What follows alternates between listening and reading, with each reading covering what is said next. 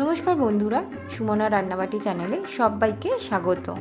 আজ আমি আপনাদের সাথে ঘরোয়া পদ্ধতিতে রেস্টুরেন্টের মতো মাটন চাপ শেয়ার করছি। এই রেসিপিটা বাড়িতে বানিয়ে আপনারা রেস্টুরেন্টের মতো স্বাদ পাবেন এবং আমি খুব সহজভাবে বানিয়ে দেখাবার চেষ্টা করেছি যাতে আপনাদের বানাতে কোনো অসুবিধে না হয়।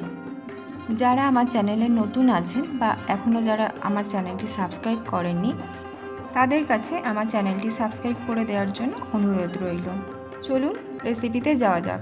প্রথমে মিক্সার জারে আমি কিছু পেস্ট বানিয়ে নেব। তার জন্য আমি নিয়েছি 4টে কাঁচা লঙ্কা, 10 থেকে 12টা রসুনের কোয়া, 2টো মিডিয়াম সাইজের পেঁয়াজ আমি নিয়েছি কেটে, আর 1 ইঞ্চি আদা কুচি করে নিয়েছি। এগুলো আমি ভালোভাবে পেস্ট বানিয়ে নেব। এরপর আবার আমি 3 টেবিল চামচ কাজু বাদাম নিয়েছি। আমি এখানে ভাঙা কাজু নিয়েছি, 1 চামচ চারমগজ নিয়েছি, আর 1 চামচের মতো পোস্ত নিয়ে ভালোভাবে পেস্ট করে নেব। মাটন চাপ বানানোর জন্য আমি এখানে 500 গ্রাম মাটন নিয়েছি। দোকান থেকে আমি কাটিয়ে এনেছি মাটন চাপে পিস করে। মাংস কেনার সময় দোকানে বললে ওরাই খুব সুন্দর পিস করে কেটে দেবে। মাটন চাপে যেটা মেইন পার্ট ম্যারিনেশন করা, সেটা আমি করে নেব। এখানে যে পেস্টটা বানিয়েছিলাম কাঁচা লঙ্কা, পেঁয়াজ, আদা, ওই সবগুলোর পেস্ট আমি প্রথমে দিয়ে দিচ্ছি। আর যে কাজু চারমগজের যে পেস্টটা বানিয়েছিলাম পোস্তর, সেটা আমিও দিয়ে দিচ্ছি। এরপর আমি 1/4 কাপ টক দই দিয়ে দেবো, হাফ চামচ হলুদ গুঁড়ো, হাফ চামচ লঙ্কার গুঁড়ো,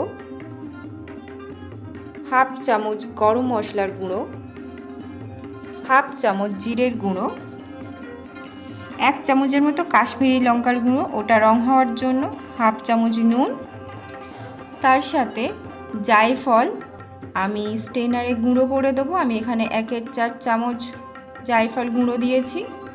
এর সাথে দিয়ে দেবো জয়িত্রী। জয়িত্রী আমি হাতে ক্রাশ করে নিচ্ছি, ওই 1/4 চামচ দেব। আপনাদের কাছে যদি গুঁড়ো থাকে তাহলে আপনারা গুঁড়ো ব্যবহার করবেন। এরপরে 1 চামচ কেওড়া জল, 1 চামচ গোলাপ জল, 1 চামচের মতো গোটা গোলমরিচের গুঁড়ো, খোয়া ক্ষীর আমি 1/4 কাপ গুঁড়ো করে দিয়ে দিচ্ছি।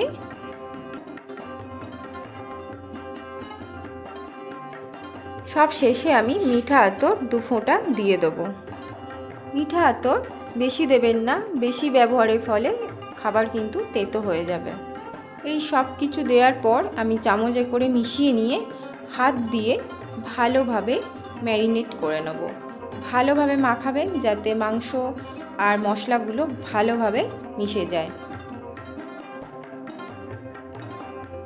এখানে আমি আবারও 1/4 কাপ টক দই দিয়ে ভালোভাবে মেখে নিচ্ছি।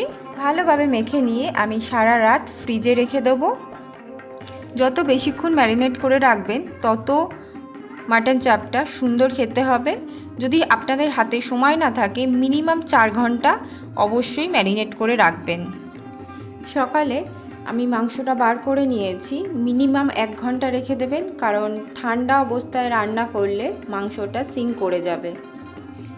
মাংসটা নর্মাল টেম্পারেচারে এলে আমি 1 চামচ তেল দিয়ে ভালোভাবে মেখে নিয়ে কড়াইতে তেল গরম করে তার সাথে ঘি দিয়ে আমি এখানে 7 থেকে 8 চামচ তেল ব্যবহার করেছি, সাদা তেল, আর তার সাথে 4 চামচের মতো ঘি দিয়েছি। দিয়ে ভালোভাবে তেল গরম হয়ে গেলে মিডিয়াম আঁচে মাংসগুলো আমি দিয়ে দেব।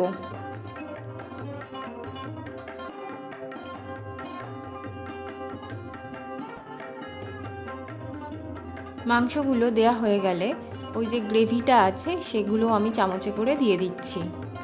সব কিছু কড়াইতে দেয়া হয়ে গেলে ঢাকা দিয়ে মিডিয়াম আঁচ করে আমি 10 মিনিট রান্না হতে দেবো। তারপর 10 মিনিট বাদে আবার খুলে মাংসগুলো উল্টে দিয়ে আবার ঢাকা দিয়ে দেবো। এখানে একটা ছোট টিপস, যাদের তাড়া আছে, তাড়াতাড়ি করতে চান মাংসটা, তারা 5 মিনিট থেকে 10 মিনিট কষে নিয়ে কুকারে দিয়ে 5 থেকে 6টা সিটি মেরে তারপর নামিয়ে নেবেন। আরও 10 মিনিট বাদে আমি ঢাকনা খুলে মাংসগুলো উল্টে দেবো, আর যে তেলটা বেরোচ্ছে আর গ্রেভি দুটোই চামচে করে মাংসের ওপরে দিয়ে দেবো। এই তেল আর গ্রেভি মাংসের ওপরে ছড়িয়ে না দিলে প্রত্যেকবারে ওপর থেকে ড্রাই হয়ে যাবে, মাংসটা খেতে ভালো লাগবে না। আমি কিন্তু পুরো রান্নাটাই ঢাকনা চাপা দিয়ে করেছি। আমার এখানে টোটাল টাইম লেগেছে রান্নাটার 55 মিনিট।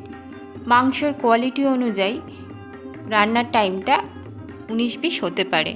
একদম শেষে গরম 4 চামচ দুধের সাথে 1 চিমটে জাফরান আর 1 ফোঁটা মিঠা আতর দিয়ে রেখে দিয়েছিলাম, সেটা দিয়ে ভালোভাবে মাংসের সাথে মিশিয়ে দিয়ে গ্যাস অফ করে আমি ঢাকনা চাপা দিয়ে 5 মিনিটের জন্য রেখে দেবো।